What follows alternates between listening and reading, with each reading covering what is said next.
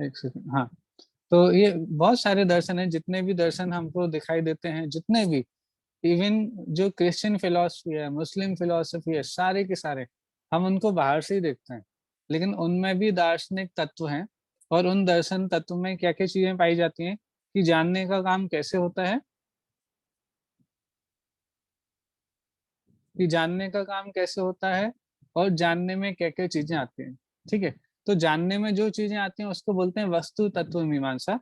और जानने का काम कैसे होता है इसको बोलते हैं ज्ञान मीमांसा।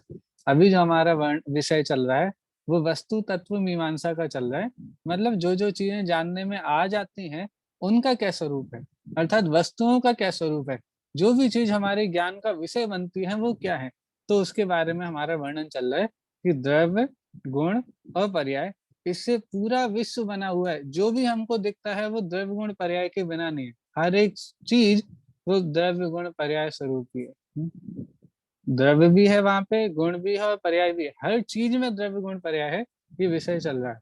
हमारा विषय कहाँ से चालू हुआ था कि विश्व किसे कहते हैं।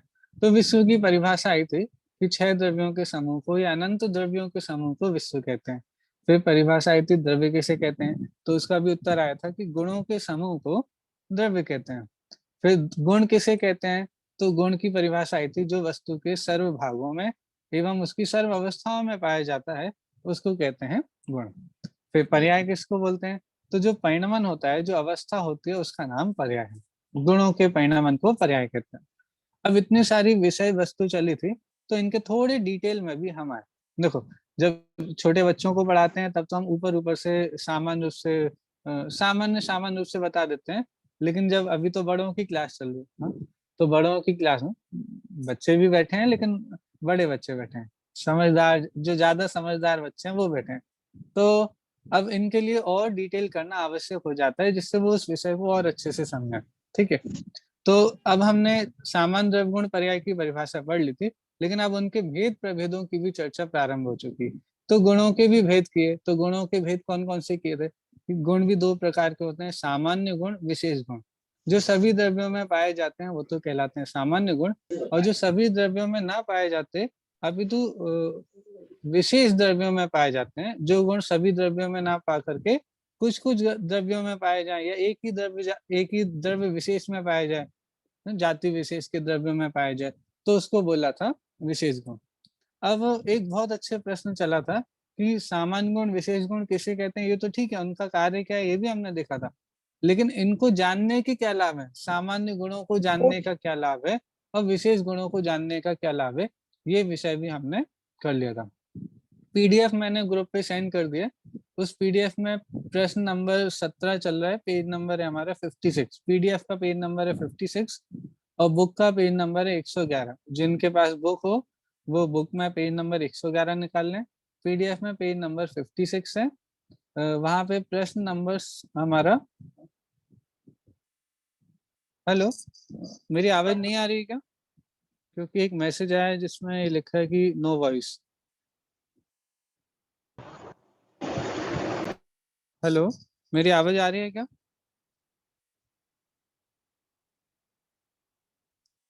हेलो, भैया आ रही है। आ रही है, अच्छा ठीक है। तो ठीक है, आप मैसेज पे कोई लिख दीजिए कि एक बार रीजॉइन कर लें, तो शायद उनका नेटवर्क भी आ जाएगा। कोई एक जन मैसेज पे लिख दीजिए, ठीक है। हाँ, अब देखो एक बहुत अच्छा प्रश्न चल रहा था, हमने लास्ट टाइम प्रश्न भी पढ़ लिया था, उसका उत्तर हमको देखना है। प्रश्न क्या था कि आपने अभी बता दिया था पिछले प्रश्न के उत्तर में कि सामान्य गुण किसे कहते हैं और सामान्य गुण कितने होते हैं, विशेष गुण किसे कहते हैं, विशेष गुण भी कितने हैं। तो उत्तर आया था कि सामान्य गुण भी अनंत होते हैं और विशेष गुण भी अनंत होते हैं। तो जब, हाँ, पेज नंबर है पीडीएफ का 56 और बुक का पेज नंबर 111। हाँ, तो एक प्रश्न और प्रश्न नंबर है 17। तो प्रश्न ये उठाया था कि जब सामान्य गुण भी अनंत हैं, विशेष गुण भी अनंत हैं, तो अनंत सामान्य गुणों में आपने 6 सामान्य गुणों की चर्चा की है, अभी हम पढ़ेंगे भी। अस्तित्व, वस्तुत्व आदि जो 6 सामान्य गुण है उनकी चर्चा हमारी अभी आने वाली है। प्रश्न ये उठाया कि ये अनंत में से 6 ही क्यों निकाले।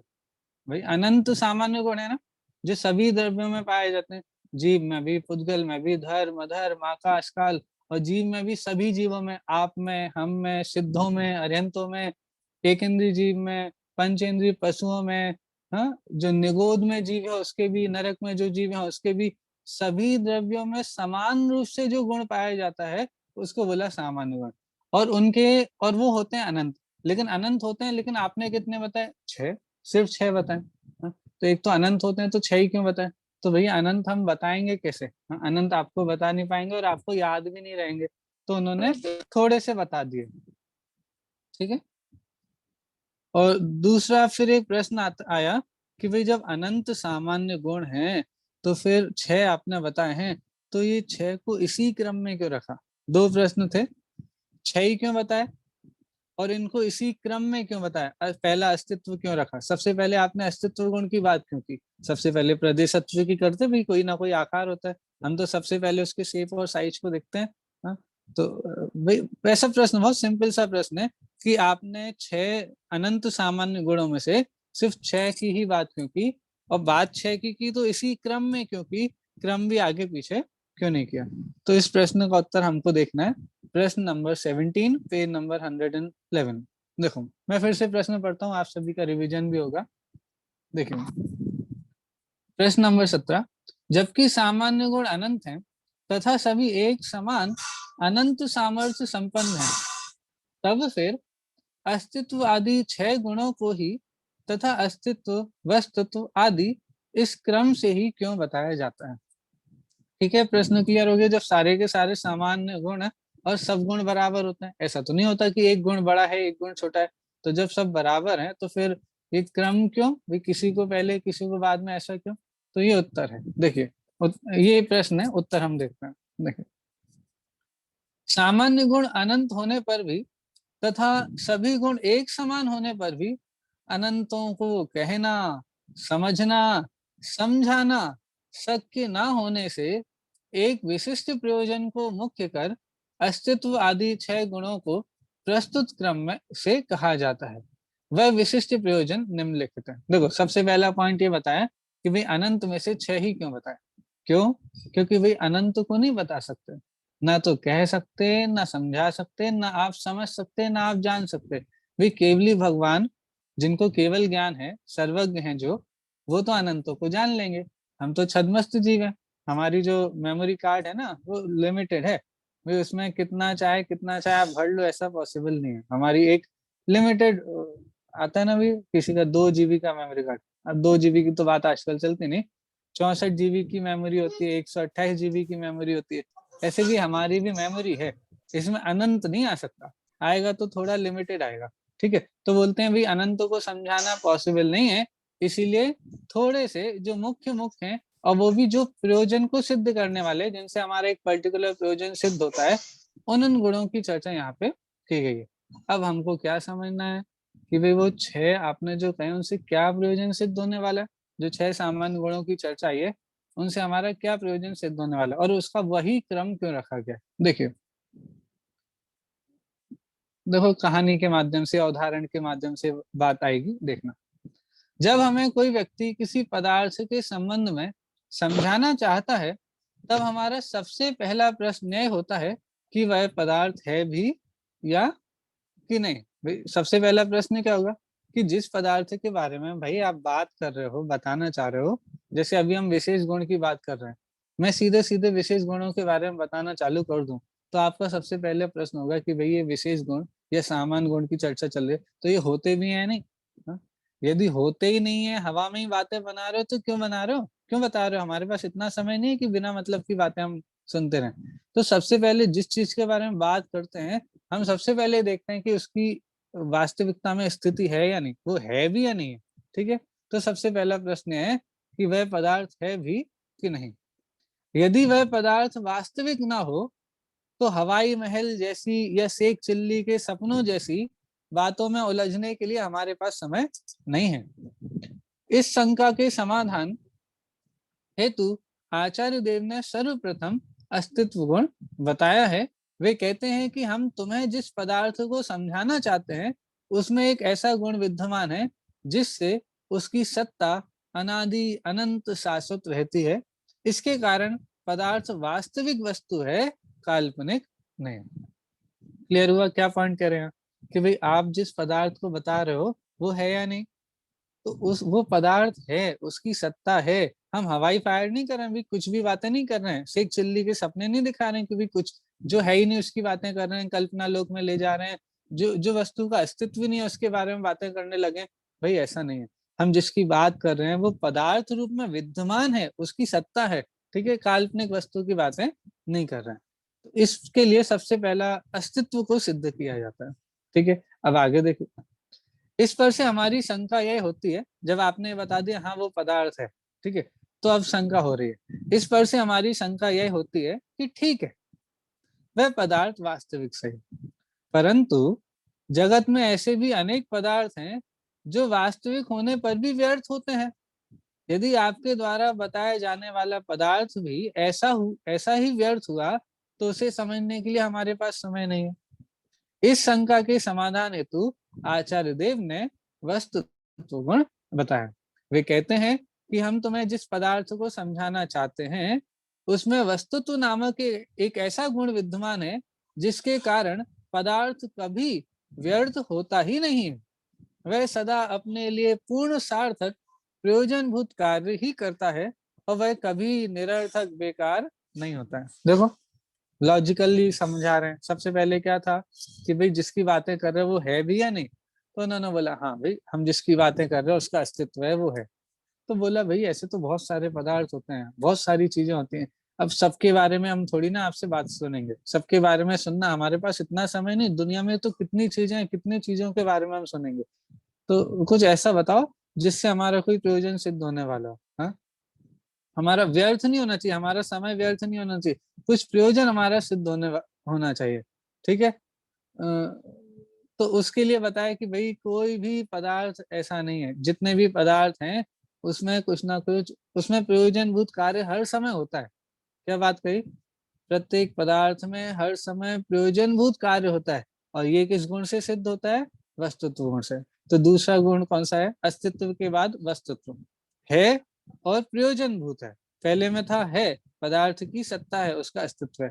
और दूसरे में हमने ये सिद्ध किया कि पदार्थ की सत्ता तो है, लेकिन पदार्थ में सत्ता के साथ साथ उसका कुछ प्रयोजन भी है, तो वो प्रयोजन की सिद्धि के लिए वस्तुत्व हुआ। ठीक है, अस्तित्व भी है, प्रयोजन भी है, लेकिन फिर से एक प्रश्न, देखो बहुत अच्छा प्रश्न। इस पर हमारा प्रश्न यह होता है कि हमें तो नित्य नया नया चाहिए। हा? क्या हमें तो नित्य क्या चाहिए, नई नई चीज चाहिए, पुराना हो वही का वही हो, बार बार वैसा का वैसा है, अरे वो नहीं चलेगा। हाँ, तो हमें तो नित्य नया नया चाहिए, पुरानी वस्तु हमें पसंद नहीं आती है। इसके उत्तर में आचार्य देव ने द्रव्यत्व गुण बताया। देखो आपको पूरी कहानी ये याद रहेगी ना, तो आपको इन गुणों का स्वरूप भी बहुत अच्छे से समझ में आएगा। अस्तित्व, वस्तुत्व, द्रव्यत्व, ये सारे गुण जो हैं, प्रमेयत्व, अगुरु, लघुत्व, प्रदेशत्व, ये जो 6 गुण, सामान्य गुणों की चर्चा हमारी प्रारंभ हो रही है। आपको इनका क्वेश्चन मतलब ये समझ में आना चाहिए कि इनकी चर्चा क्यों आई है। अकेले चर्चा आई है ऐसा नहीं है, तो गुण है, तो ऐसे अनंत सामान्य गुण, लेकिन इन्हीं 6 की चर्चा क्यों की गई है ये हमको पता होना चाहिए, तब इनके स्वरूप को समझ करके हमको कुछ लाभ की प्राप्ति हो। देखो क्या कह रहे हैं, प्रश्न क्या किया कि भी हमने ये भी सुन लिया कि उनका अस्तित्व है, ये भी समझ लिया कि अस्तित्व के साथ साथ वो कुछ ना कुछ प्रयोजनभूत कार्य कर रहे हैं, लेकिन वही का वही यदि डेली करे तो, देखो आप भोजन करते हो, हाँ भाई भोजन तो करना है, जीने के लिए भोजन जरूरी है, तो भोजन जरूरी है, तो डेली लौकी की सब्जी और रोटी खाओ।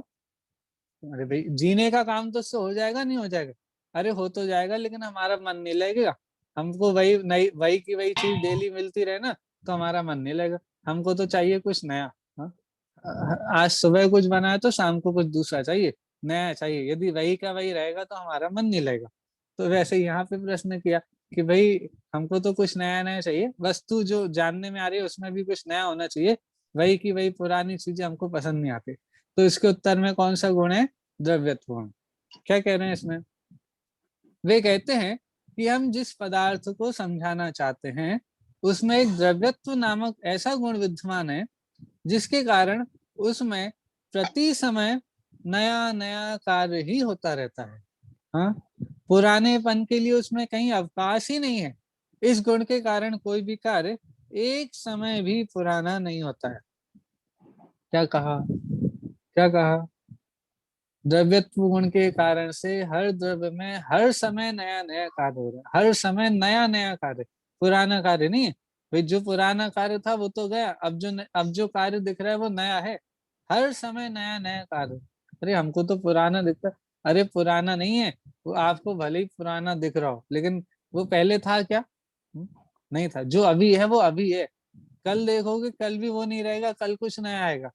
कोई भी पर्याय एक समय से ज्यादा टिकती नहीं है, हर समय नवीन नवीन पर्याय होगी, नई नई पर्याय होगी। कल वाली चीज आज नहीं मिलेगी। अरे हमको तो दिखता है कि वो कल जो थी वही आज है। अरे हमको उतना अंतर समझ में नहीं आता है। जैसे जैसे आपने मुझे अभी देखा, पिछले हफ्ते भी देखा था, पिछले हफ्ते देखा था, आप बोलोगे अरे आप तो बिल्कुल वैसे के वैसे दिख रहे हो, आपकी दाढ़ी भी उतनी की उतनी दिख रही है, कुछ भी चेंज नहीं। नहीं भाई चेंज हुए, बाल भी बड़े, दाढ़ी भी बड़ी, मेरे चेहरे में भी अंतर आया, बहुत कुछ चेंज हो गया होगा। लेकिन वो चेंज इतना माइन्यूट सा होता है, वो हमको दिखाई नहीं देता। हमको दिखाई नहीं देता इसका मतलब ये नहीं कि नया नया कार्य नहीं हुआ, हर समय हर कार्य नया होता है। हर समय जो पर्याय होती है वो नहीं होती है। देखो हम बोलते हैं ना पास्ट टेंस, प्रेजेंट टेंस और फ्यूचर, तीन टेंस होते हैं ना, काल के तीन भेद कर देते हैं, भूतकाल, वर्तमान काल, भविष्य काल। ठीक है, अब आप बताओ हमारी क्लास कितने बजे चालू हो गई थी? 7 बजे। तो 7 बजे चालू हुई थी, वो 7 अभी थोड़ी ना गया ना, जो काल, जो भूतकाल है वो चला गया ना। अब आप उसको अभी तक पकड़ के रख सकते हो क्या? नहीं। उस समय जो शब्द मैंने बोले थे वो अभी है क्या? नहीं, वो गए। जो जो गया वो गया। अब जो है वो बिल्कुल नया है। हर समय जिस भी द्रव्य की जो भी पर्याय है, जो भी परिणाम है, वो हर समय नया है। पुराना कुछ भी इतना सा भी बाकी नहीं रहता। हमने एक दिन 4 अभाव की चर्चा करी थी ना, प्राग भाव, प्रध्वंसा भाव, अन्योन्या भाव, अत्यंता भाव। वहां पे भी हमने बात देखी थी कि भाई जो पूर्व की पर्याय है वो गई, जो भविष्य की पर्याय है वो अभी आई नहीं। तो अभी वर्तमान में सिर्फ वर्तमान की पर्याय, और हर समय का वर्तमान नया नया होता है, हर समय नवीन नवीन पर्याय होती है। हम लोगों को इसके माध्यम से भी ये समझाते हैं कि भाई ज्यादा परेशान होने की आवश्यकता नहीं है। क्यों? क्योंकि भाई जो पर्याय जानी थी वो चली गई, और जो अभी तक आई नहीं उसके बारे में भी क्या परेशान होना। हाँ? वर्तमान में जीना सीखना बहुत बड़ी कला है, और सुखी जीवन जीने के लिए बहुत आवश्यक कला है। ना तो भूतकाल में जियो ना भविष्य काल में जियो, वर्तमान में जीना सीखो। हाँ? बहुत जरूरी है। नहीं तो देखो दादाजी भी बैठे हैं, मैं ये बोलना चाहता हूँ, हम अपने बड़ों से, हमारे जो बुजुर्ग हैं जो हमसे बहुत मतलब जिन्होंने पूरा जीवन देख लिया है, उनसे ये चीजें सीखने मिलती हैं, उनके जीवन को देख करके, और उनसे उनके पास बैठ करके सुनने में भी ये चीजें समझ में आएंगी कि भाई हम वर्तमान में जीना सीख जाएं। भूतकाल में भविष्य काल की चिंताओं में जिएंगे तो हम कभी सुखी नहीं हो पाएंगे। हाँ? हमारा जितना आगम ज्ञान है, जितना अध्यात्म ज्ञान है, उसका भी प्रयोजन सिद्ध तभी होगा जब हम वर्तमान में जीना सीखेंगे। ठीक है, देखो बहुत इंपॉर्टेंट बात है। और हम स्वाध्याय करेंगे, लेकिन स्वाध्याय का प्रैक्टिकली क्या यूज करना है हमारे जीवन में, वो स्वाध्याय कैसे उतरे, ये बातें हमको अपने आप ले लेनी चाहिए। कोई कोई वक्ता होते हैं वो बीच बीच में बोलते रहते हैं, कभी कभी कोई कोई वक्ता वो बातें नहीं भी बोले, लेकिन वो वही बोल रहे हैं, हमको पकड़नी है, हमको सीखनी है वो बातें। क्या? कि भाई इन चीजों को, इन बातों को, जिनवाणी में जो आगम में जो बातें हैं, इनसे हम अपने जीवन में क्या सुधार कर सकते हैं, वो सारी बातें बहुत सीखने की और जरूर सीखने की, इसी के लिए स्वाध्याय कर रहे हैं। ये प्रयोजन हमारा कहीं छूट ना जाए। चलो हम वापस अपने विषय पे आते हैं। क्या प्रश्न क्या चल रहा था? प्रश्न ये चल रहा था कि आपने अनंत सामान्य गुणों में से 6 सामान्य गुण ही क्यों बताए? ठीक है, और 6 बताए ये भी ठीक है, इनको इसी क्रम में क्यों बताया कि सबसे पहले अस्तित्व क्यों, फिर वस्तुत्व क्यों, फिर द्रव्यत्व क्यों? तो उत्तर क्या आया कि भाई हम जिसकी बात कर रहे हैं वो होना तो चाहिए, तो इसलिए होना चाहिए, उसका अस्तित्व होना चाहिए, वो है। ठीक है, तो अस्तित्व होना, चलो अस्तित्व है, लेकिन वो हमारे प्रयोजन का भी तो होना चाहिए, हमारे कोई काम का तो होना चाहिए, ये हमारा जानना उसका व्यर्थ हो? तो बोले नहीं नहीं, हर एक पदार्थ में हर समय प्रयोजनभूत कार्य होता है। फिर तीसरा प्रश्न उपस्थित हुआ कि भाई ठीक है प्रयोजनभूत कार्य होता है, लेकिन वही का वही नहीं होना चाहिए, हर समय कुछ नया हो तो ठीक है, लेकिन वही की वही चीजें आती रहे जानने में। तो बोले नहीं नहीं, हर एक पर्याय, हर एक वस्तु में हर समय नवीन नवीन कार्य होता है, नया नया कार्य होता है। ठीक है, यहाँ तक भी ठीक है। अब एक और प्रश्न आ रहा है चौथे गुण की चर्चा आएगी ना। एक और प्रश्न देखो क्या कह रहे हैं। इस पर हमारी शंका यह होती है कि यह सब तो ठीक, परंतु परंतु हमारे पास अधिक समय, शक्ति या बुद्धि नहीं है। आपके द्वारा समझाया जाने वाला पदार्थ यदि हमारी समझ में नहीं आया तो, क्या कहा, आप जो पदार्थ के बारे में बता रहे हो यदि वो हमारी समझ में नहीं आया तो इसके समाधान में आचार्य देव ने प्रमेयत्व गुण बताया। प्रश्न समझ में आया कि आप जो बता रहे हो वो सब हो, हमारे काम का भी हो और हर समय नया नया भी हो, लेकिन यदि हमको वो बात ही समझ में नहीं आई तो, छोटे से बच्चे को डॉक्टरेट की पढ़ाई पढ़ाने भेज दो, 4 साल का बच्चा है, 4 साल का, अभी उसकी ABCD सीखने की उम्र है, और आपने कहाँ बिठा दिया, MBBS के कॉलेज में बिठा दिया उसको, उसे कुछ समझ में आएगा? नहीं आएगा। ऐसे बोल रहे हैं चलो आप इतने पदार्थ की बात कर रहे हो, ये हमको समझ में भी आएगा नहीं आएगा? तो देखो क्या कह रहे हैं, इसके समाधान में आचार्य देव ने प्रमेयत्व गुण बताया है। वे कहते हैं कि हम जिस पदार्थ को समझाना चाहते हैं उसमें एक प्रमेयत्व नामक गुण विद्यमान है। कौन सा गुण? प्रमेयत्व गुण। यदि हम उसे समझने के लिए थोड़ा सा भी पुरुषार्थ करेंगे तो वह अवश्य ही समझ में आ जाएगा। क्या कहा भाई, हमारे समझने की देरी है। पदार्थ में तो गुण विद्यमान है, कौन सा? प्रमेयत्व गुण, जिसके कारण से वो समझ में आएगा ही आएगा। देखो आपको इस गुण की कीमत समझ में आ रही है? क्या कह रहे हैं कि भाई हर एक पदार्थ में एक प्रमेयत्व नामक गुण है। लोग बोलते हैं हमको ये आत्मा की बात समझ में नहीं आती, हमको ये द्रव्य गुण पर्याय की बातें समझ में नहीं आती। अरे बस आपको इतना करना है कि समझने का पुरुषार्थ करना है, समझने का प्रयास करना है, और आप समझने का प्रयास करेंगे तो बात आपको जरूर समझ में आएगी, नियम से समझ में आएगी। क्यों आएगी? क्योंकि उस पदार्थ में प्रमेयत्व नाम का गुण है। प्रमेयत्व नाम का गुण है मतलब वो पदार्थ ज्ञान का विषय बनता है। देखो हमारे में ज्ञान नाम का गुण है, ठीक है, हमारे में जीव में आत्मा में ज्ञान नाम का गुण है जिससे हम पदार्थों को जानते हैं, और पदार्थों में प्रमेयत्व नाम का गुण है जिससे कि वो जानने में आते हैं। हाँ? पदार्थ हमारे समझ में आते हैं। क्यों आते हैं? क्योंकि पदार्थों में एक ऐसी शक्ति है। कौन सी शक्ति है? प्रमेयत्व गुण। चलो आपने प्रमेयत्व गुण की भी चर्चा कर दी कि वो हमको समझ में भी आ जाएगी, लेकिन एक और प्रश्न यहाँ पे खड़ा होता है। देखिए क्या है, देखो लास्ट पैराग्राफ है 112 नंबर पेज का। इस पर हमारी शंका यह होती है कि पदार्थ में इतनी विशेषताएं होने के कारण हम उसे समझने को तैयार हैं। ठीक है, हम समझने को तैयार हैं, परंतु ये विशेषताएं बाद में नष्ट हो गई तो? क्या प्रश्न है कि भाई आपने बताया कि पदार्थ में अनंत सामान्य गुण है, अनंत विशेष गुण है, उसका अस्तित्व है, वो सारी प्रयोजनभूत है, हर समय नया नया है, हमारे जानने में भी आ जाएगा।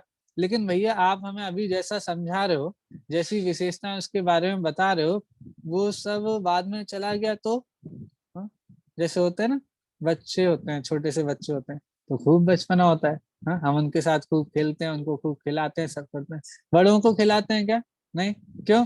हमको पता है उनमें जो बचपना था वो बचपन में ही था। अब बचपना नहीं रहेगा, बड़े होने के बाद वैसे बचपना जैसा आप भी उनको वैसा ट्रीट करोगे ना, उसके साथ वैसे खेलोगे जैसे छोटे बच्चे के साथ खेलते हो, तो ना आपको अच्छा लगेगा और ना उसको अच्छा लगने वाला। क्यों? क्योंकि वही जो चीजें पहले थी अब वो नहीं रही। ऐसा यहाँ वस्तु के बारे में बोल रहे हैं कि भाई आप जिस वस्तु के बारे में हमको बताना चाह रहे हो वो वस्तु में जो विशेषताएं हैं वो बाद में रहेंगी या नहीं रहेंगी, या चली जाएंगी? वो विशेषताएं अभी आपने हमको समझा दिया कि ऐसा होता है, ऐसा होता है, ऐसा होता है, तो बाद में वो विशेषताएं चली गई तो? देखो प्रश्न समझ में आया आपको? भाई जैसी वस्तु की विशेषताएं आप हमको बता रहे हो वो बाद में विशेषताएं नष्ट हो जाए तो? देखो इसके समाधान में आचार्य देव क्या कहते हैं। इसके समाधान में आचार्य देव ने अगुरु लघुत्व गुण को बताया। कौन सा गुण? अगुरु लघुत्व। वे कहते हैं कि प्रत्येक पदार्थ में अगुरु लघुत्व नामक एक ऐसा गुण विद्यमान है जिससे पदार्थ जैसा है सदा वैसा ही बना रहता है। हाँ? उसका वैभव रंच मात्र हीनाधिक नहीं होता है। क्या कहा? हाँ? पदार्थ जैसा है ना हमेशा वैसा का वैसा बना रहेगा, उसका वैभव थोड़ा भी कम नहीं होने वाला, बिल्कुल भी कम नहीं होने वाला। हम लोग सोने के जवाहरात लेते हैं ना, चांदी के भी कुछ आभूषण लाते हैं, सोने के आभूषण लाते हैं, सब लाते हैं। तो आपको क्वेश्चन होता है क्या कि भाई अभी जो आप दे रहे हो ये 99% शुद्ध चाना है, शुद्ध सोना है, 99% शुद्ध सोना। लेकिन यदि 10 साल बाद इसकी ये, अभी तो 99% शुद्ध है, 10 साल बाद यदि इसकी वो शुद्धता थोड़ी कम हो गई तो, हाँ? यदि 10 साल बाद इसकी शुद्धता कम हो जाएगी तो फिर तो अच्छा नहीं लगेगा, हाँ?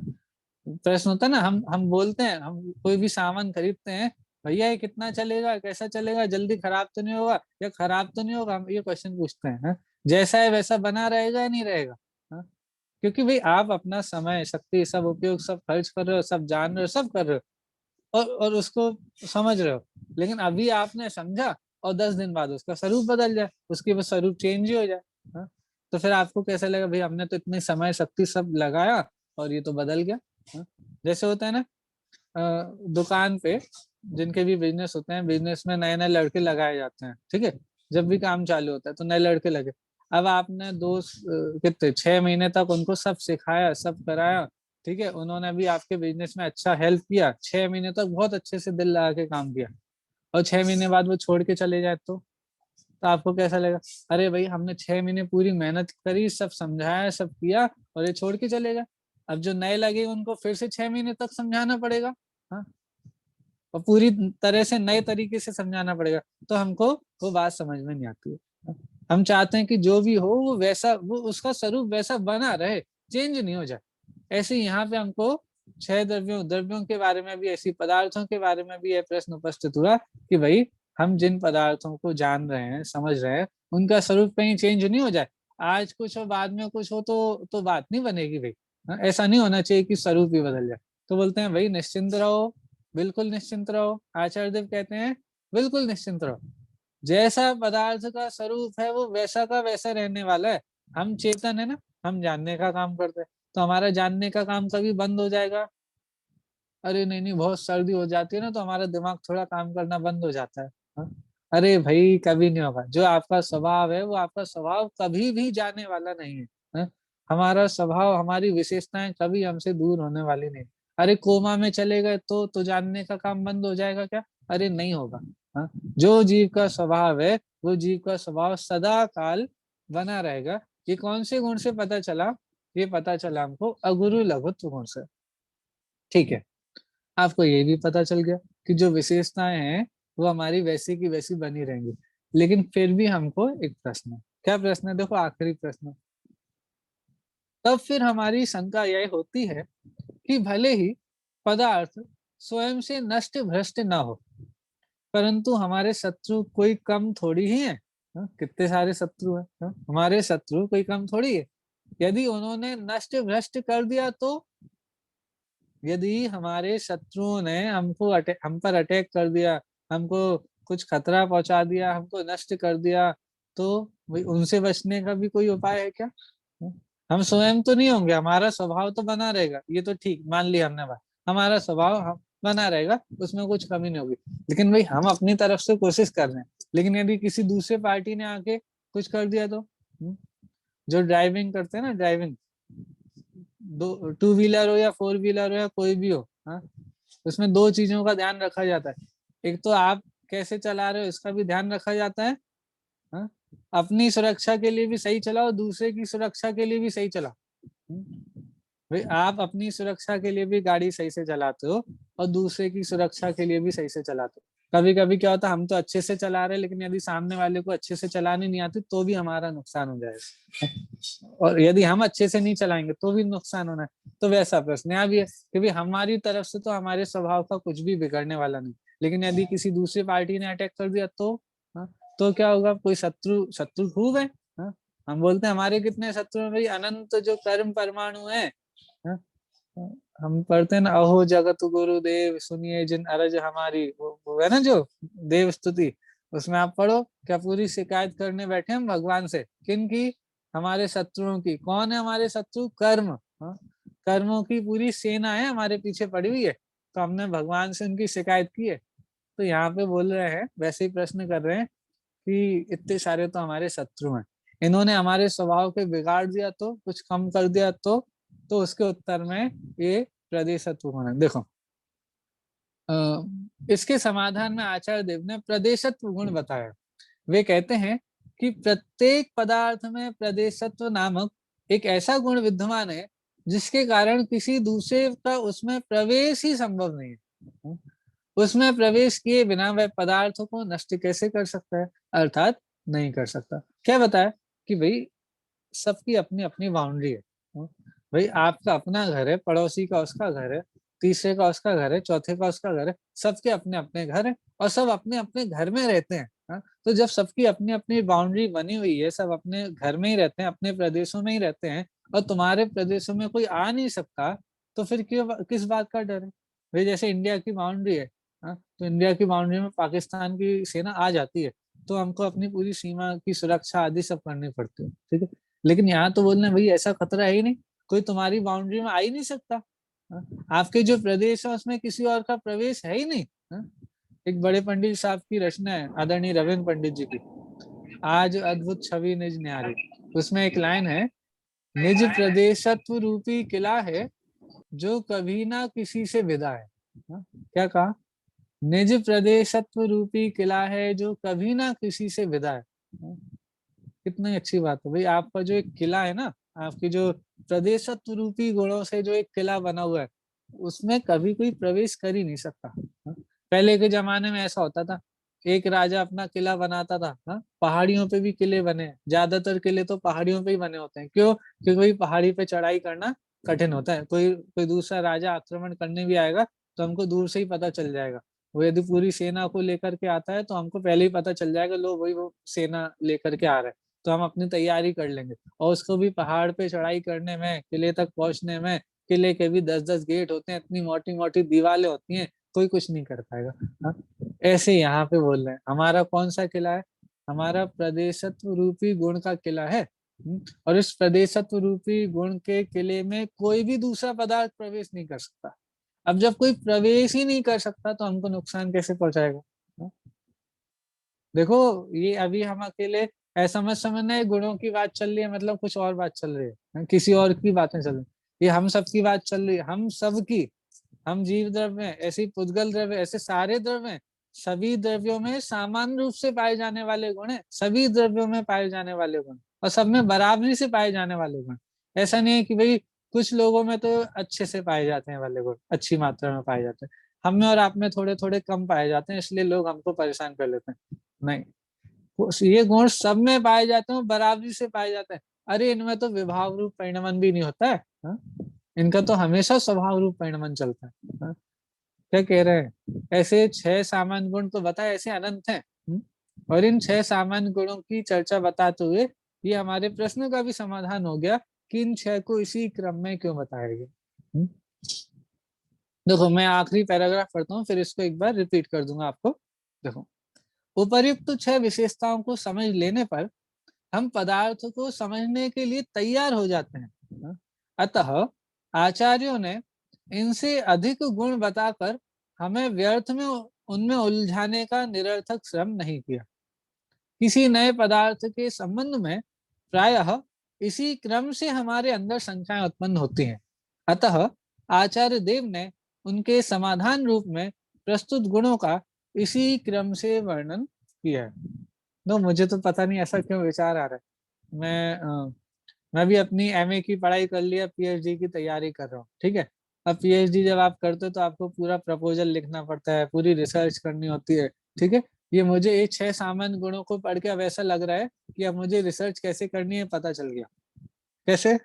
देखो, जो टॉपिक जिसके बारे में रिसर्च कर रहा हूँ वो है या नहीं। देखो आप 6 सामान्य गुणों को देखना, अस्तित्व वस्तुत्व आदि, मैं तो अपने रिसर्च के उसके तरीके से आपको वही समझाना चाहता हूँ, लेकिन आप समझना, जैसे मैं जिसके बारे में रिसर्च करना चाहता हूँ वो चीज है या नहीं। यदि नहीं है तो क्यों कर रहे हो भाई उसके बारे में रिसर्च, तो सबसे पहले वो होना चाहिए। ठीक है, ठीक है भाई, है। लेकिन वो काम की है या नहीं? जो आप काम करोगे, रिसर्च करोगे, उस पर इतना टाइम दोगे, 4-5 साल मेहनत करोगे, सब करोगे, वो कोई काम की भी है नहीं है? हाँ भैया काम किया, ठीक है। दूसरा कौन सा गुण था? वस्तुत्व, ठीक है। तीसरा, भाई ठीक है भाई काम किया, लेकिन कुछ नया बता रहे हो या वही चीजें बता रहे हो जो पहले से लोगों ने बता दी? यदि जो चीज पहले ही लोगों ने पहले ही रिसर्च कर ली, पहले ही बता दी है, तो भाई वो मत बताओ, ज्यादा फालतू में मेहनत मत करो, उसके बारे में हमको पता है। तुम कुछ नया बता रहे हो तो ठीक है, ठीक है भैया। हम जिस टॉपिक पे रिसर्च कर रहे हैं वो बिल्कुल नया है, अभी तक उस पर किसी ने रिसर्च नहीं की। कौन सा गुण? द्रव्यत्व, अस्तित्व, वस्तुत्व, द्रव्यत्व। इसके बाद क्या है? ठीक है भैया, तुम रिसर्च कर रहे हो, ठीक है करो। तुम भैया ऐसा लिखना जो हमारे समझ में आ जाए, ऐसी राइटिंग मत लिखना, ऐसी फारसी में मत लिखना कि हमको समझ में ही ना आए। जो तुम समझाना चाहते हो वो हमको समझ में भी आएगा नहीं आएगा? हाँ भाई आएगा। हम जो लिखेंगे, जो बताना चाहते हैं वो आपको भी समझ में आएगा ना, ठीक है। तो वो समझ में आएगा, हमारे भी ज्ञान का विषय बनेगा। कौन सा गुण हो गया? प्रमेयत्व गुण। इसके बाद चलो भैया, आपने अभी कोई बात कही, आपने कोई बात समझाई, आपने उस चीज के बारे में जिसके बारे में आप पूरी रिसर्च करने वाले हो। ऐसा तो नहीं है कि आप अभी जैसा बता रहे हो 4 साल बाद कोई आएगा बोलेगा नहीं नहीं बदल गई, अब हम दोबारा से उस पर रिसर्च कर रहे हैं, कुछ नया बताएंगे। साइंस की रिसर्च ऐसी होती है ना। पहले क्या था कि भाई पृथ्वी स्थिर रहती है और सूरज घूमता है। अब क्या हो गई है? सूरज स्थिर है और पृथ्वी घूमती है। पहले अब क्या हो गई है? अब पूरा सौर मंडल घूमता है, यूनिवर्स, पूरा यूनिवर्स ही घूमता है। ये पूरे घुमाते रहते हैं हमको। हाँ। क्यों? क्योंकि इनकी जो जो विशेषताएं पहले बताते हैं वो बदल जाती हैं। तो बोल रहे हैं भाई ऐसा कुछ मत करना, आप जो रिसर्च कर रहे हो ऐसी रिसर्च करके बताना कि 4 साल बाद कोई आए तो ये ना कह दे भाई वो तो स्वरूप बदल गया, ऐसा नहीं होना चाहिए, ठीक है। फिर छठा कौन सा था? प्रदेशत्व। भाई आप जिस विषय में रिसर्च कर रहे हो उसी विषय में करना। ऐसा नहीं करना कि भाई आप कर तो रहे फिलोसफी की रिसर्च और फिलोसफी की रिसर्च में हमको मैथ्स पढ़ाने लग जाओ, हाँ? हमको लॉजिक पढ़ाने लग जाओ, हमको साइंस पढ़ाने लग जाओ। फिलोसफी की रिसर्च कर रहे हो तो फिलोसफी करना। आप फिलोसफी की रिसर्च को कोई खराब ना कर दे, उसमें कुछ और ना मिला दे, कोई और वहां पे ना आ जाए, ऐसा नहीं होना चाहिए। तो हाँ भाई वो भी रहेगा। फिलोसफी की अपनी ब्रांच है, साइंस की अपनी ब्रांच है, सब अपनी अपनी ब्रांच में रहते हैं, कोई किसी दूसरे में नहीं आता। तो इस तरह से मैंने कोशिश की है, क्योंकि मैं भाई खुद रिसर्च कर रहा हूँ, तो उस बहाने से मैंने ये 6 सामान्य गुणों की चर्चा आपको बताने का प्रयास किया है, ठीक है। ऐसे आप अपने जीवन में भी बहुत सारी घटनाओं पे घटा सकते हो। क्यों क्यों घटा सकते हो, क्यों पॉसिबल है? क्योंकि भाई ये सामान्य गुण है ना। सामान्य गुण है मतलब हर वस्तु में पाए जाते हैं, हर एक वस्तु बार में। और रिपीट कर दीजिए। ठीक, एक बार और रिपीट कर रहे हैं। अब मैं उदाहरण रिपीट नहीं कर रहा हूँ, सिद्धांत रिपीट कर रहा हूँ, क्योंकि उदाहरण एक देश लागू होता है ना, तो आपको ऐसा लगेगा कि ये बात तो पूरी तरह घटित नहीं होती। सिद्धांत पूरी तरह से घटित हो। देखो, सबसे पहला प्रश्न था कि भाई आप जिसके बारे में बता रहे हो वो है भी या नहीं। तो उन्होंने बोला हाँ भाई है, उसका अस्तित्व है। जो जो चीज हम बता रहे हो उसका अस्तित्व है, बिना अस्तित्व वाली वस्तु हम नहीं बता रहे। तो फिर उन्होंने प्रश्न किया, ठीक है भाई अस्तित्व तो है लेकिन काम का भी है हमारा नहीं है। हम उसे जाने लेकिन वो यदि हमारे काम की चीज ही ना हो तो हमने बोला नहीं नहीं भैया वो प्रयोजन भूत है, मतलब वस्तुत्व गुण। वस्तुत्व गुण के कारण से पदार्थ में प्रयोजन भूत क्रिया होती रहती है, ठीक है, हर समय प्रयोजन भूत क्रिया होती है, तो वो आपके काम का भी है, आपके प्रयोजन का भी है। आपका उसका जानना व्यर्थ नहीं होगा, ठीक है। ठीक है भैया, हम व्यर्थ नहीं होगा जान लेंगे, ठीक है, प्रयोजन भूत भी है जान लेंगे। लेकिन हर समय वही वही होगा क्या? वैसा का वैसा होगा क्या? या कुछ नया भी होगा? हमको तो हर समय नया चाहिए। तो बोले हाँ भाई, हर परिणमन, हर पर्याय नई होती है, पुरानी पर्याय कभी रहती नहीं है, एक समय बाद पर्याय चली जाती है। तो हर समय आपको नया नया मिलेगा। ये कौन से गुण ने बताया? द्रव्यत्व गुण ने, ठीक है।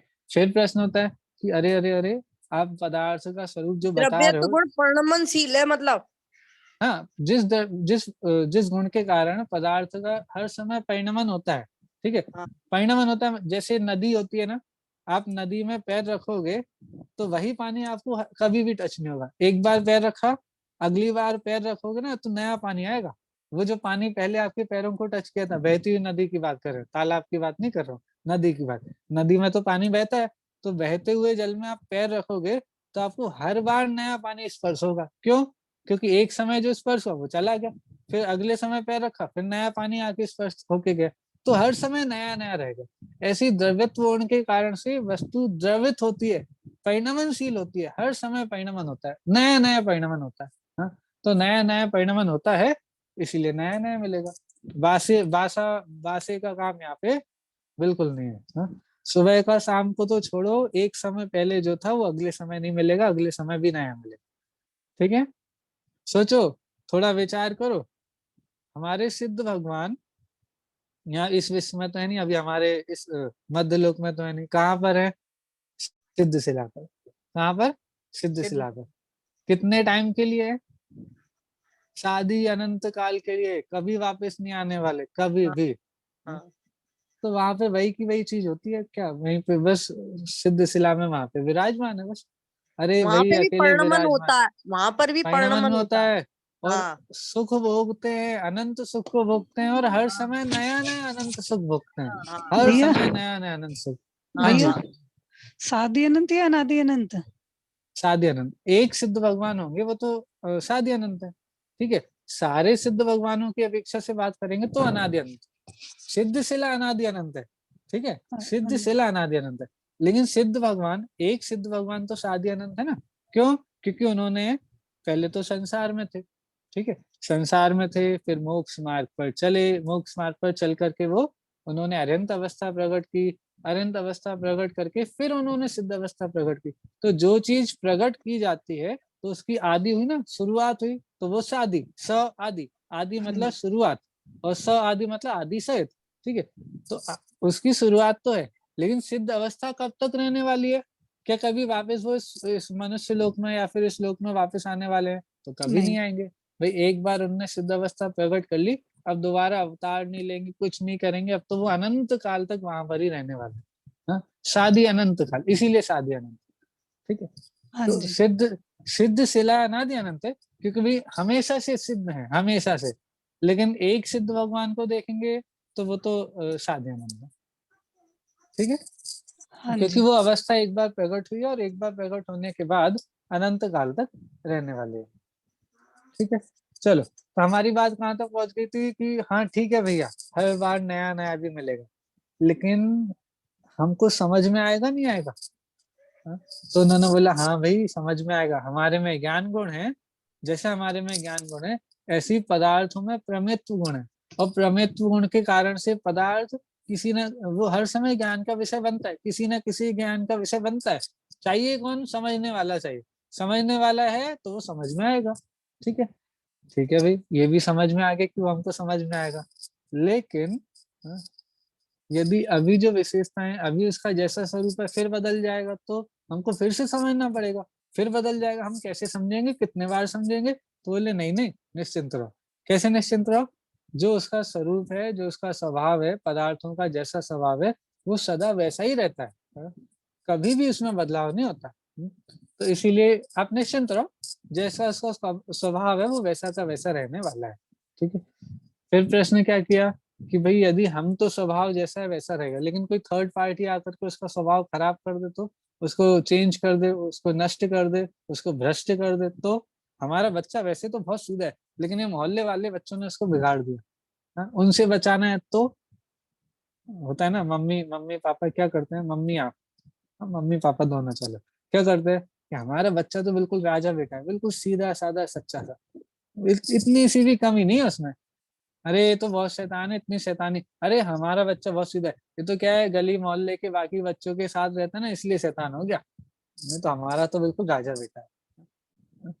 तो भाई उनसे बचाना है ना, गली मोहल्ले के बच्चों से बचाना है, तो यहाँ बोल रहे हैं हाँ भैया कुछ नहीं होगा। क्यों? क्योंकि कोई आपकी बाउंड्री में आएगा ही नहीं। आपकी बाउंड्री में कभी कोई नहीं आएगा, ना कोई आपकी बाउंड्री में आएगा, ना आप अपनी बाउंड्री को छोड़ के बाहर जा सकते हो। तो बिल्कुल निश्चिंत रहो। हाँ? आपके प्रदेशत्व रूपी किले में कभी किसी और का प्रवेश होना ही नहीं है। हाँ? कोई आप पे अतिक्रमण नहीं कर सकता, कोई किसी प्रकार का अतिक्रमण आपके ऊपर नहीं हो सकता, अटैक नहीं हो सकता, आक्रमण नहीं हो सकता, कुछ नहीं हो सकता। बिल्कुल निश्चिंत रहो। तो इस तरह से 6 सामान्य गुणों के बारे में हमको ये बताया कि भाई इनका इतनी चर्चा, क्योंकि भाई अनंत में से 6 ही क्यों बताया कि भाई आपको यही हम कोई भी चीज जानते तो हमको यही प्रश्न उपस्थित होते हैं, हमारे मन में यही जिज्ञासाएं आती हैं, और उन जिज्ञासाओं के समाधान के लिए ये 6 सामान्य गुणों की बात है। अभी तो सामान्य गुण की बात हुई, उस वस्तु को जिसको आप जानोगे ना उसके बारे में और विशेषताएं तो बताएंगे, उनकी चर्चा तो विशेष गुणों के माध्यम से होगी। लेकिन जिसको जानना है उसको जानने के लिए तैयार कब होते हैं कि भाई उसमें 6 सामान्य गुण तो पाए जाने से तब हम जानेंगे। ये चीजें नहीं पाई जाएंगी तो हम नहीं जानेंगे। क्यों? क्योंकि भाई हमारा जानना व्यर्थ हो जाएगा ना। हाँ? यदि यदि इन 6 में से कोई भी प्रॉब्लम हो, मतलब ये 6 चीजें नहीं हो, 6 में से कोई एक भी नहीं हो, तो हमारा जानना प्रयोजनवान नहीं है। हाँ? सोचो, आप विचार करो, इन 6 में से कोई एक भी चीज नहीं हो तो आप किसी पदार्थ को जानने के लिए प्रयत्न करोगे, प्रयास करोगे? नहीं करेंगे। हाँ?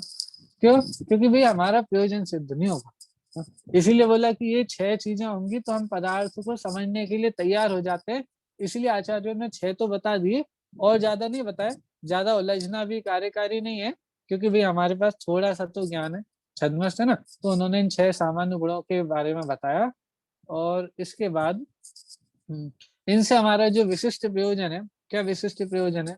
सबसे मुख्य प्रयोजन क्या है? कि हम स्व पर का भेद विज्ञान कर सकें। ठीक है, तो स्व पर के भेद विज्ञान का जो मुख्य प्रयोजन है, जीव सुखी हो, सुख चाहे दुख तय भयवन, ये हमारा मुख्य प्रयोजन है। तो उसके लिए जो हमको भेद विज्ञान करना है, स्व पर का भेद विज्ञान करना है, स्व पर के भेद विज्ञान के लिए स्व और पर को समझना है, तो उसके लिए सबसे पहले उनके सामान्य गुणों की चर्चा यहाँ पे की। अब बहुत अच्छे विषय चलने वाला है। मैं अभी से आपको तैयार कर देता हूँ, क्या विषय चलने वाला है। अभी हमने 6 सामान्य गुण की तो ऐसी चर्चा की, ये 6 सामान्य ही क्यों बताए और इनका यही क्रम क्यों बताया। लेकिन अभी एक भी गुण के बारे में अच्छे से नहीं पढ़ा गया। हमने तो अकेले कहानी में पढ़ लिया कि भाई ये 6 क्यों चाहिए, लेकिन एक एक गुण का क्या स्वरूप है और एक एक गुण को समझने से क्या लाभ है। एक पाठ है 6 सामान्य गुण का। अस्तित्व गुण को जानने से क्या लाभ है, वस्तुत्व गुण को जानने से क्या लाभ है। ये पूरा बहुत अच्छा विषय है। ठीक है, तो वो विषय बहुत अच्छा है और उसके बारे में एक पाठ भी है। वो पाठ मैं आपको ग्रुप पे आज भेज भी दूंगा। लेकिन उसको समझने के लिए वो पूरा विषय चलने वाला है, एक एक गुण को लेकर के हम विषय चलेगा। अस्तित्व गुण की, उस अस्तित्व गुण का स्वरूप समझाएंगे, फिर उसको समझने के लाभ बताएंगे। ऐसे वो विषय चलने वाला है।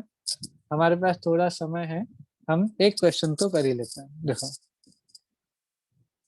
सबसे पहला प्रश्न आपको प्रस्तुत हो रहा है 18वें नंबर का प्रश्न, कि अस्तित्व गुण का स्वरूप स्पष्ट कीजिए। क्या प्रश्न है? सबसे पहला गुण था ना अस्तित्व गुण, उसका स्वरूप स्पष्ट कीजिए। देखिए उत्तर, जिस शक्ति के कारण द्रव्य का कभी नाश नहीं होता है, हाँ, वह किसी से उत्पन्न भी नहीं होता है, उस शक्ति को अस्तित्व गुण कहते हैं। यह प्रत्येक द्रव्य में अपना अपना पाया जाने वाला एक सामान्य गुण है। इस गुण के कारण प्रत्येक वस्तु शाश्वत, स्वयं सिद्ध, सत्तावान है। इसे बनाने बिगाड़ने वाला कोई नहीं है। यह अनादि अनंत अकृत्रिम है। हाँ? अस्ति और त्व, अस्तित्व वर्ड है ना, अस्तित्व, तो अस्ति प्लस त्व। ठीक है, अस्ति और त्व इन दो शब्दों से मिलकर अस्तित्व बनता है।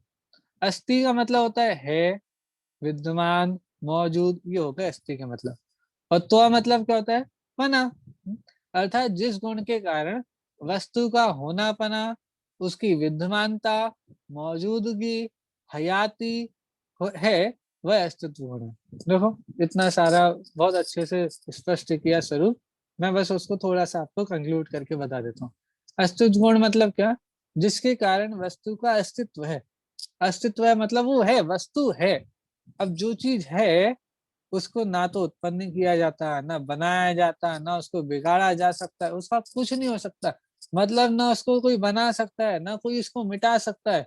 हमको जो भय चलते हैं ना, किसी ने हमको कुछ नुकसान पहुंचा दिया तो, कहीं हम नहीं रहे तो, हम इसी में परेशान होते रहते हैं। हमको यदि अस्तित्व उनका स्वरूप भली भांति स्पष्ट हो जाए, ख्याल में आ जाए, तो हमारी सारी आकुलता मिट जाए। कैसे? हमको ये समझना जरूरी है कि हमारा अस्तित्व अनादि अनंत है। देखो एक बार विचार करना, बहुत बहुत अच्छे से विचार करना, थोड़ा समय दे करके विचार करना कि आप अपने अस्तित्व को कितना मानते हो। 60-70 साल का, 80 साल का, ये कितना मानते हैं बताओ। हाँ? हम अपने अस्तित्व को 60-70 साल का मानते हैं तो उस हिसाब से हम अपने जीवन को जीते हैं, उस हिसाब से हमारे परिणाम होते हैं, उस हिसाब से हमारे विचार होते हैं। हम अपने जीवन को अनादि अनंत माने तो हमारे विचारों की श्रृंखला ही बदल जाए। हाँ? सोचो एक बार विचार करके देखो कि हम अपने जीवन को कितना मानते हैं।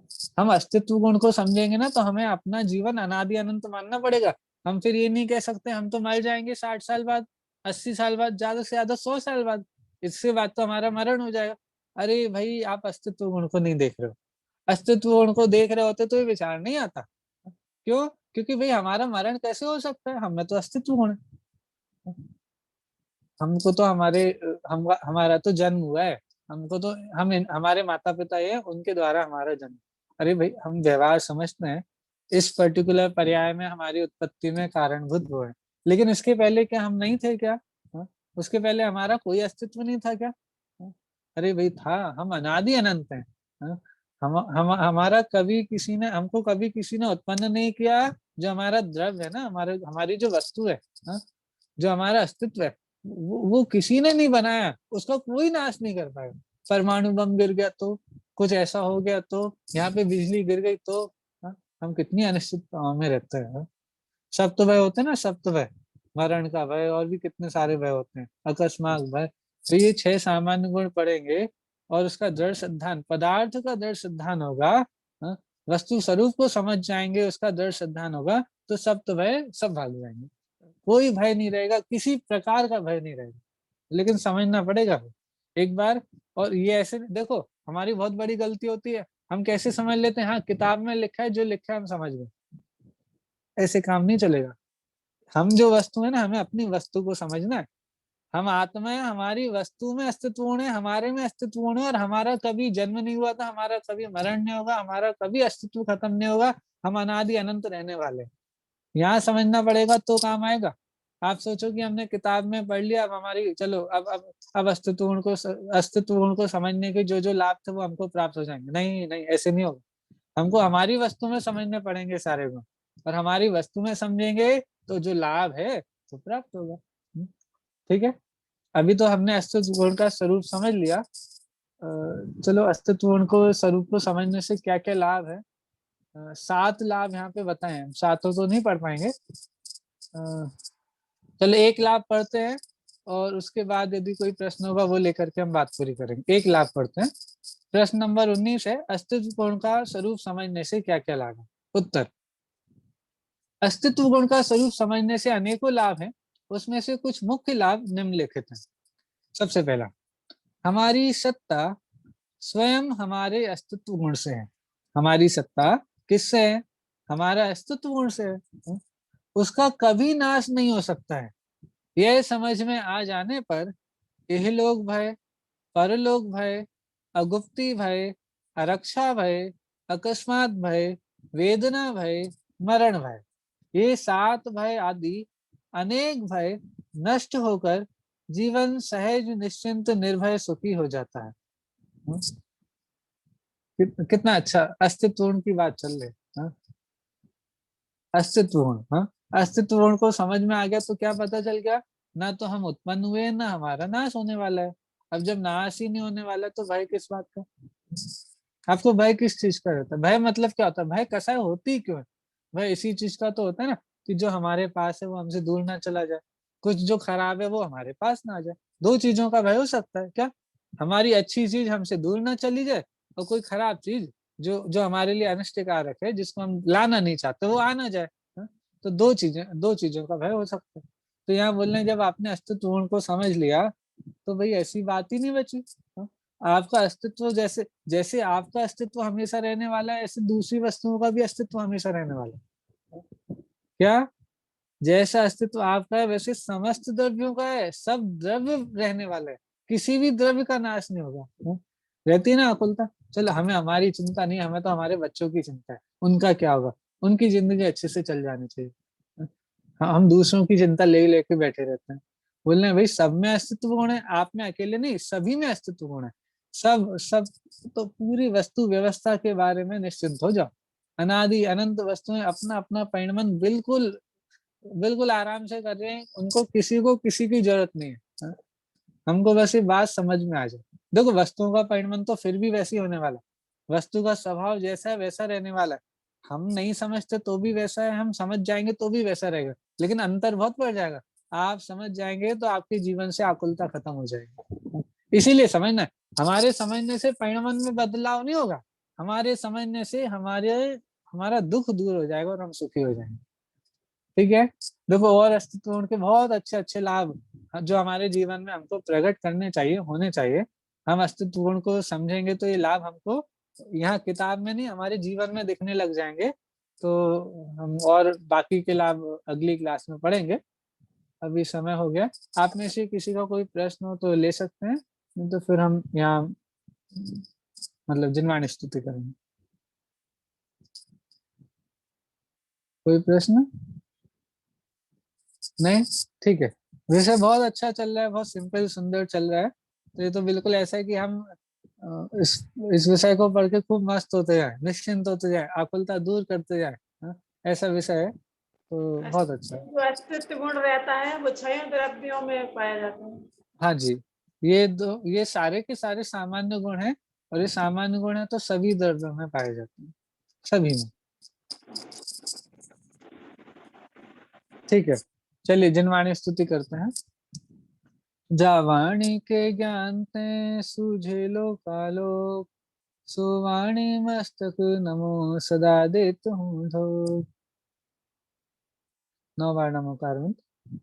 नमो रिंताणम नमो सिद्धाणम नमो आर्याणम नमो उज्जायणम नमो लसवसावणम। नमो रिंताणम नमो सिद्धाणम नमो आर्याणम नमो उज्जायणम नमो लसवसावणम। नमो रिंताणम नमो सिद्धाणम नमो आर्याणम नमो उज्जायणम नमो लसवसावणम। नमो रिंताणम नमो सिद्धाणम नमो आर्याणम नमो उज्जायणम नमो लसवसावणम। नमो रिंताणम नमो सिद्धाणम नमो आर्याणम नमो उज्जायणम नमो लसवसावणम। नमो रिंताणम नमो सिद्धाणम नमो आर्याणम नमो उज्जायणम नमो लसवसावणम। नमो रिंताणम नमो सिद्धाणम नमो आर्याणम नमो उज्जायणम नमो लसवसावणम। नमो रिंताणम नमो सिद्धाणम नमो आर्याणम नमो उज्जायणम नमो लसवसावणम। नमो रिंताणम नमो सिद्धाणम नमो आर्याणम नमो उज्जायणम नमो लसवसावणम। बोलिए पंच परमेश्वरी भगवान की जय। सभी को सादर जय जिनेन्द्र। जय जिनेन्द्र भैया। जय जिनेन्द्र।